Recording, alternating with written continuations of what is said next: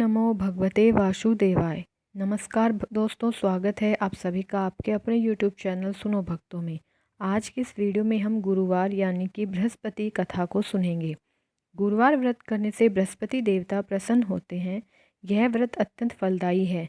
अग्नि पुराण के अनुसार अनुराधा नक्षत्र युक्त गुरुवार से आरंभ करके 7 गुरुवार व्रत करने से बृहस्पति ग्रह की हर पीड़ा से मुक्ति मिलती है। वीडियो में आगे बढ़ने से पहले चैनल को सब्सक्राइब करना ना भूलें। तो चलो हम कथा को सुनते हैं। भारतवर्ष में एक दानी राजा राज्य करता था। वह प्रत्येक दिन गरीबों और ब्राह्मणों की सहायता करता था, किंतु यह बात उसकी रानी को बिल्कुल भी अच्छी नहीं लगती थी। वह न ही गरीबों को दान देती, न ही भगवान का पूजन करती थी और राजा को भी दान देने से मना किया करती थी।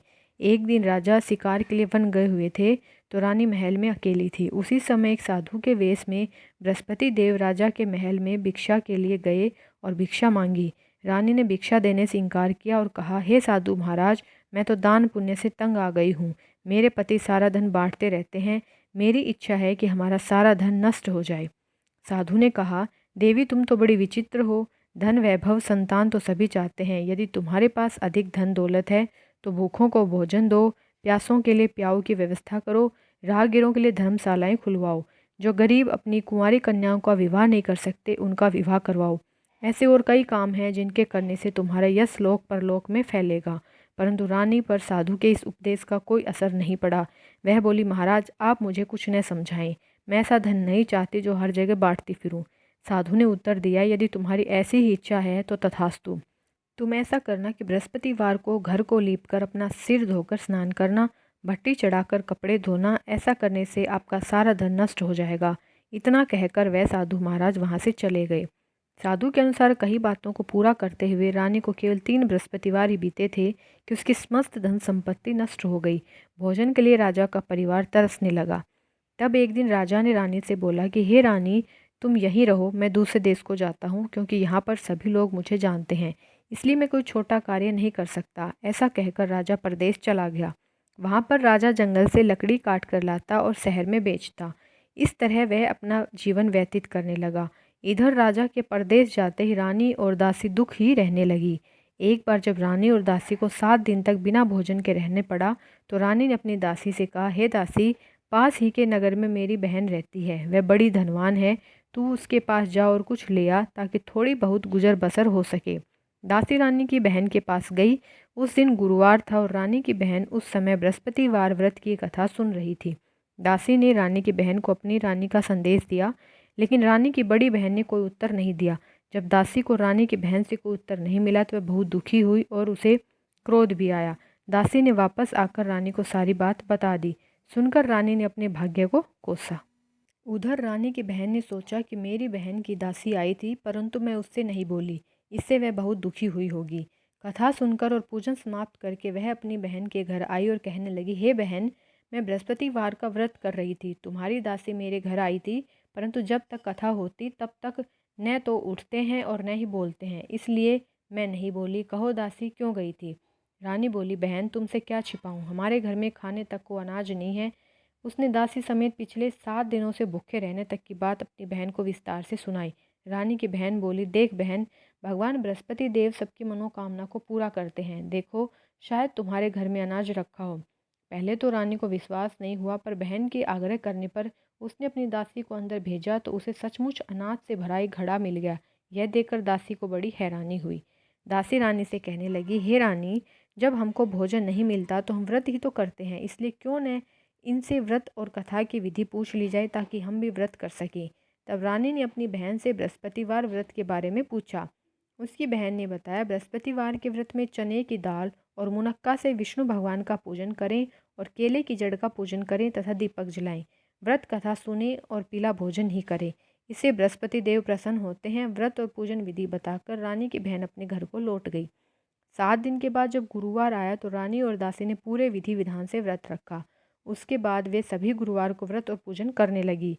बृहस्पति भगवान की कृपा से उनके पास फिर से धन संपत्ति आ गई। उधर प्रदेश में एक दिन राजा दुखी होकर जंगल में एक पेड़ के नीचे आसन जमाकर बैठ गया। वह अपनी दशा को याद करके व्याकुल होने लगा। बृहस्पतिवार का दिन था। एकाएक उसने देखा कि निर्जन वन में एक साधु प्रकट हुए। वह साधु वेश में स्वयं बृहस्पति देवता थे।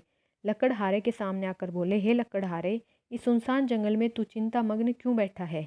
लकड़हारे ने दोनों हाथ जोड़ प्रणाम किया और उत्तर दिया, महात्मा जी, आप सब कुछ जानते हैं, मैं क्या कहूँ। यह कहकर रोने लगा और साधु को अपनी आत्मकथा सुनाई।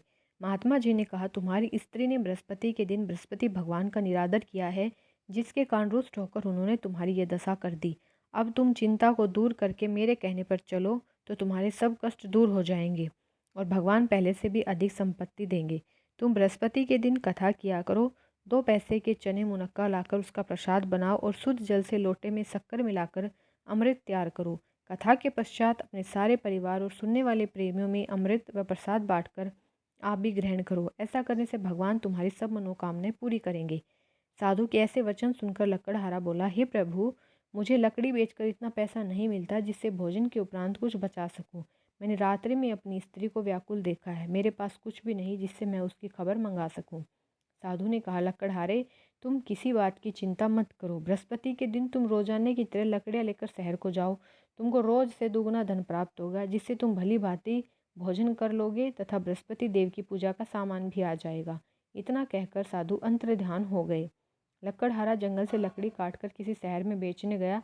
उसे उस दिन और दिन से अधिक पैसा मिला। राजा ने चना गुड़ आदि लाकर गुरुवार का व्रत किया। उस दिन से उसके सभी कलेश दूर हुए। परंतु जब दोबारा गुरुवार का दिन आया तो बृहस्पतिवार का व्रत करना भूल गया। इस कारण बृहस्पति भगवान नाराज हो गए। उस दिन नगर के राजा ने विशाल यज्ञ का आयोजन किया तथा शहर में ये घोषणा करा दी कि कोई भी मनुष्य अपने घर में भोजन न बनावे व न आग जलावे। समस्त जनता मेरे यहाँ भोजन करने आवे। इस आज्ञा को जो न मानेगा उसे फांसी की सजा दी जाएगी। इस तरह की घोषणा संपूर्ण नगर में करवा दी गई। राजा की आज्ञा अनुसार शहर के सभी लोग भोजन करने गए, लेकिन लकड़हारा कुछ देर से पहुंचा, इसलिए राजा उसको अपने साथ घर ले गया और ले जाकर भोजन करा रहे थे तो रानी की दृष्टि उस खूंटी पर पड़ी जिस पर उसका हार लटका हुआ था। वह वहां पर दिखाई नहीं दिया। रानी ने निश्चय किया कि मेरा हार इस मनुष्य ने चुरा लिया है। उसी समय सिपाहियों को बुलाकर उसको कारागार में डलवा दिया। जब लकड़हारा कारागार में पड़ गया और बहुत दुखी होकर विचार करने लगा कि न जाने कौन से पूर्व जन्म के कर्म से मुझे यह दुख प्राप्त हुआ है, और उसी साधु को याद करने लगा जो कि जंगल में मिला था। उसी समय तत्काल बृहस्पति देव साधु के रूप में प्रकट हुए और उसकी दशा को देखकर कहने लगे, अरे मूर्ख, तूने बृहस्पति देव की कथा नहीं करी, इस कारण तुझे दुख प्राप्त हुआ है।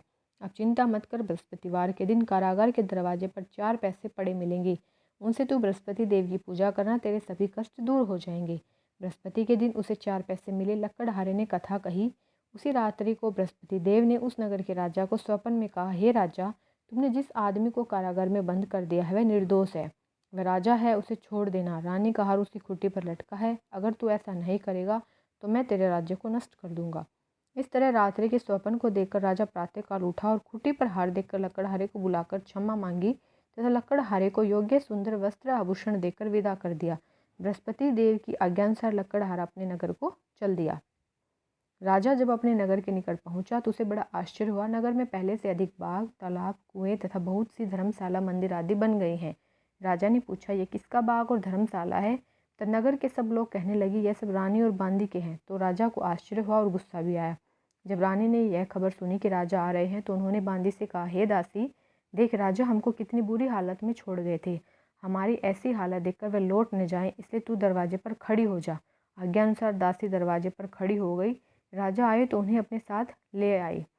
तब राजा ने क्रोध करके अपनी रानी से पूछा कि यह धन तुम्हें कैसे प्राप्त हुआ है? तब उन्होंने कहा, हमें यह सब धन बृहस्पति देव की इस व्रत के प्रभाव से प्राप्त हुआ है। राजा ने निश्चय किया कि 7 रोज बाद तो सभी बृहस्पति देव का पूजन करते हैं, परंतु मैं प्रतिदिन दिन में 3 बार कहानी तथा रोज व्रत किया करूँगा। अब हर समय राजा के दुपट्टे में चने की दाल बंधी रहती तथा दिन में 3 बार कहानी कहता। बृहस्पति ऐसे ही हैं जैसे जिसकी मन में कामनाएं हैं सभी को पूर्ण करते हैं।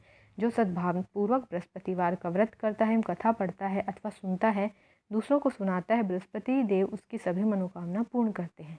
आशा करती हूँ आपको वीडियो पसंद आई होगी, तो वीडियो को ज़्यादा से ज़्यादा शेयर करें, लाइक करें, चैनल को सब्सक्राइब करें। धन्यवाद।